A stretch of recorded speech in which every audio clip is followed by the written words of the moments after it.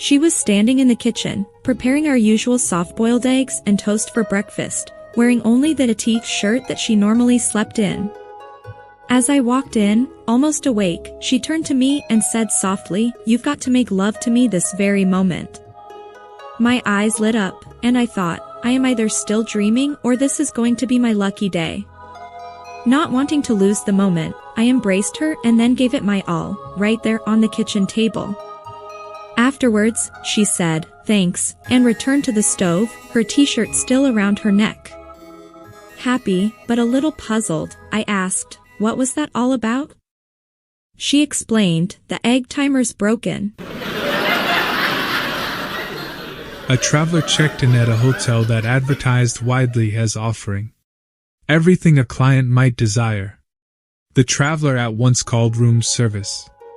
"I want to have brought to my room," he said, "a young virgin, between the ages of 18 and 19, who must have blonde hair and blue eyes.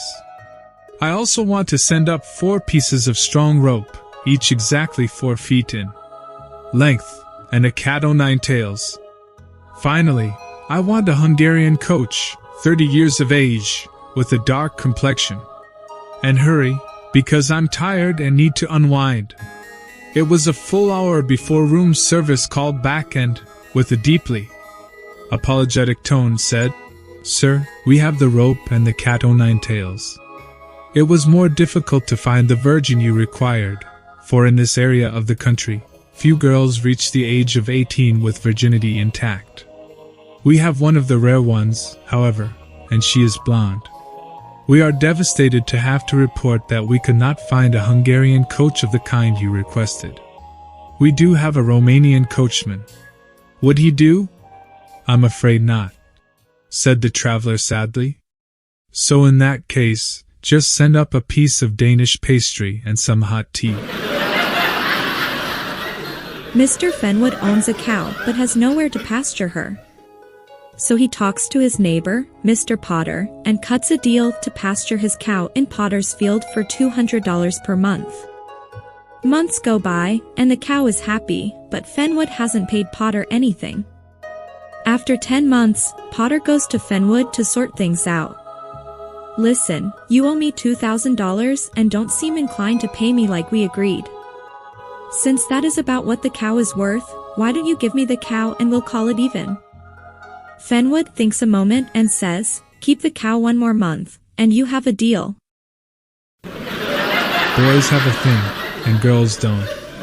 One November afternoon, when my daughter was in kindergarten, I picked her up after school.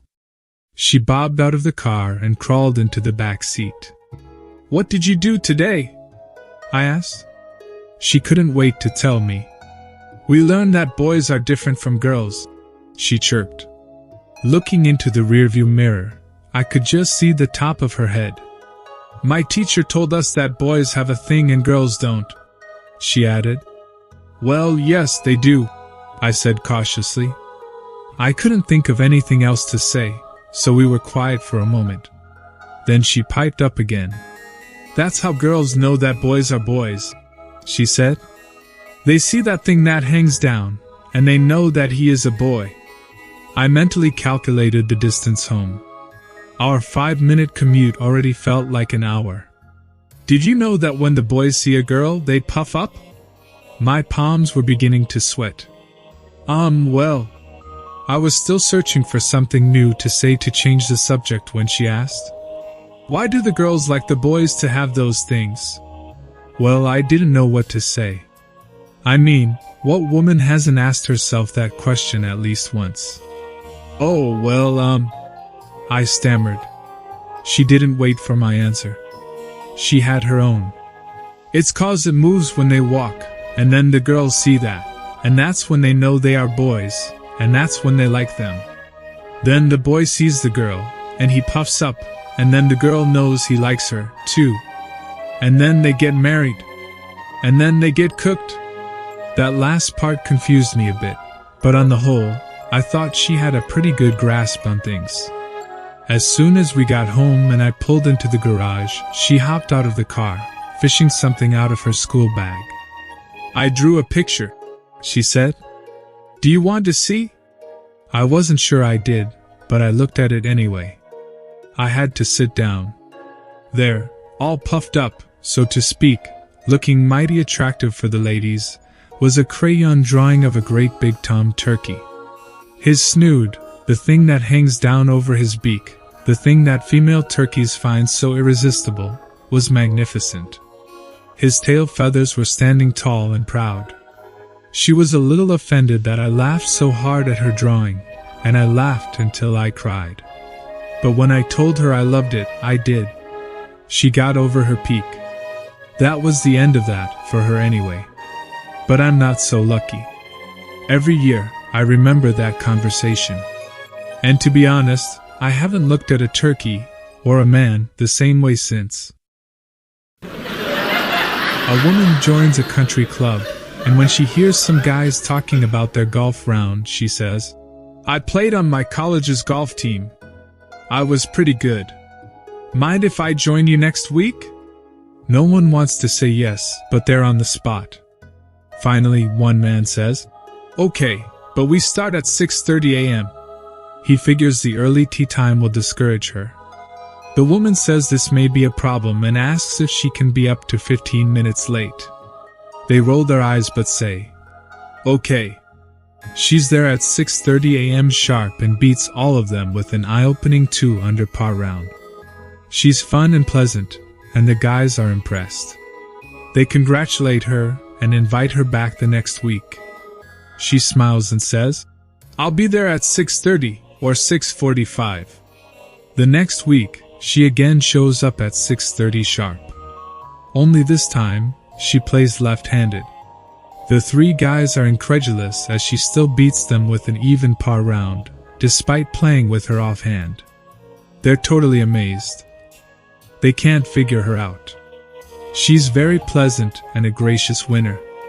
They invite her back again, but each man harbors a burning desire to beat her.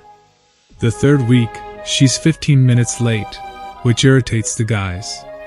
This week, she plays right-handed and narrowly beats all 3 of them.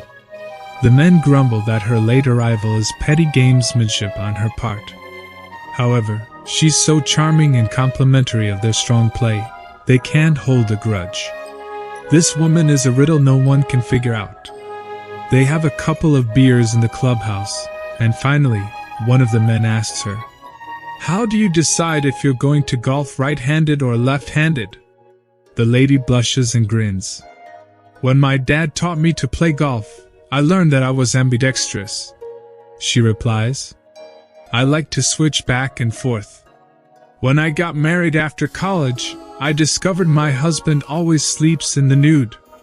From then on, I developed a silly habit. Right before I leave in the morning for golf practice, I pull the covers off him. If his willy points to the right, I golf right-handed. If it points to the left, I golf left-handed." The guys think this is hysterical. Astonished at this bizarre information, one of the guys says, "What if it's pointing straight up?" She says, "Then I'm 15 minutes late." This makes you smile? Then please subscribe for more jokes and stay happy.